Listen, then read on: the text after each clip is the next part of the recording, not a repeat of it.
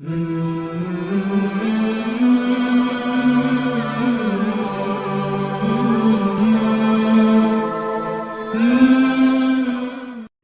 غافل سو دم کافر، یہاں غافل ہونے سے کیا مراد ہے؟ غفلت کیا ہوتی ہے؟ میں ایک دفعہ گیا جعفر شاہ صاحب کے پاس گجرات، پتہ نہیں افضال تھا ساتھ یا نہیں، آپ تھے میرے ساتھ؟ جب میں ان سے ملا تو انہوں نے دو لفظ کہے جو آج تک میرے اندر موجود ہیں۔ کہنے لگے عرفان صاحب، غافل نہ ہونا، ڈرتے رہنا۔ تو غافل کیا ہوا ہے؟ جو اللہ کا ڈر اپنے اندر سے نکال دے وہ غافل ہے۔ غفلت کیا ہے؟ کہ اللہ تعالیٰ کے ڈر کو، خوف کو بھول جانا۔ جب اللہ کا ڈر موجود رہے گا تو پہلا ڈر اللہ کا کیا ہوتا ہے؟ اللہ کہتا ہے میں تجھے دیکھتا بھی ہوں، میں تیری سنتا بھی ہوں، تیرے محسوسات میں بھی ہوں، جو تو سوچتا ہے وہ بھی جانتا ہوں۔ جب یہ احساس آپ کو ہو جائے کہ میرا اللہ تو مجھے اتنا نزدیک سے اور اتنا ڈیٹیل سے جانتا ہے، پھر میں کہاں کس سے چھپ کے کون سا ایسا کام کروں گا جو چھپا کے ہو سکتا ہے؟ پھر کوئی چیز چھپ جائے گی؟ جی،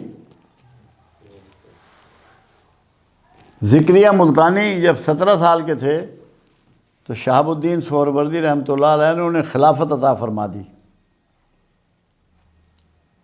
تو جو پرانے لوگ تھے ان کے شاگردوں میں، ان کے مریدوں میں، انہیں ایک محسوس ہوا کہ یہ ہمارے ساتھ زیادتی ہو گئی، ہم اتنے بوڑھے ہو گئے ہیں، اتنی خدمت کر رہے ہیں اس خانقاہ کی، مرشد کی، اور اس بچے کو خلافت دے دی گئی۔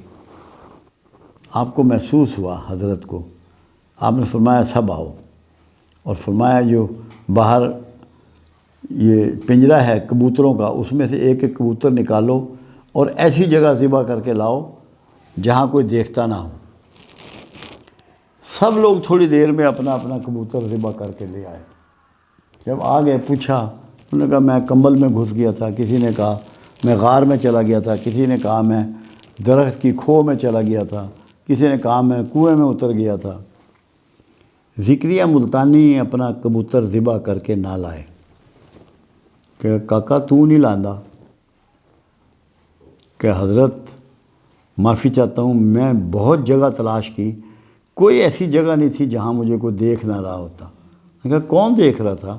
انہوں نے کہا اللہ مجھے دیکھ رہا ہوتا، ہر جگہ میں نے اللہ کو موجود پایا۔